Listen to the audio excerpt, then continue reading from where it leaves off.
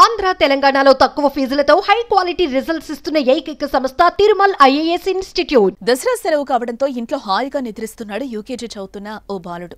అయితే పడుకున్నాడు కదా అని తల్లి అతన్ని నిద్ర లేపలేదు. పనుండడంతో కుమార్తెను తీసుకుని బయటకు వెళ్లింది ఆ తల్లి. అలా తల్లి బయటకు వెళ్లిన కొద్దిసేపటికి ఆ ఇంట్లో అగ్ని ప్రమాదం సంభవించింది. ఉన్నట్టుండి ఒక్కసారిగా మంటలు ఇంటిని చుట్టుముట్టాయి.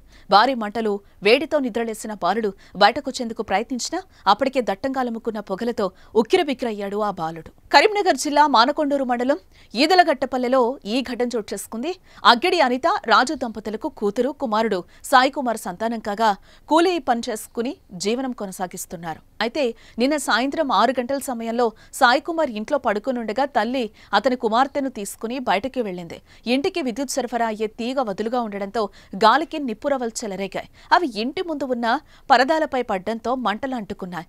అవి ఇంట్లోకి వ్యాపించగా ఇంట్లో ఉన్న పరదాలకు కూడా నిప్పు అంటుకుంది. నిద్ర మేల్కొన్న సాయి కుమార్ బయటకు రావడానికి ప్రయత్నించినా మంటలు ఎగసి పడుతూ ఉండడంతో వీలు కాలేదు. భయంతో మరో గదిలోకి వెళ్లాడు. అలా పొగదాటికి ఊపిరి ఆడలేదు.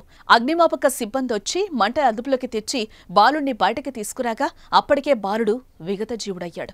ఇంటికి కొద్ది దూరంలోనే ఉన్న తల్లి కుమారుణ్ణి కాపాడుకుందామని పరిగెత్తుకుంటూ వచ్చినా లోపలికి వెళ్లలేని పరిస్థితి ఉండడంతో అయ్యో బిడ్డ అంటూ గుండెలు పగిలేలా రోదించింది.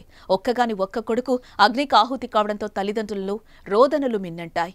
వారి రోదన్ను గ్రామంలో ప్రతి ఒక్కరిని కన్నీటి పర్యంతం చేశాయి. అభంశుభం తెలియని బాలుడు మృతి చెందడంతో గ్రామంలో విషాద ఛాయలు అలుముకున్నాయి.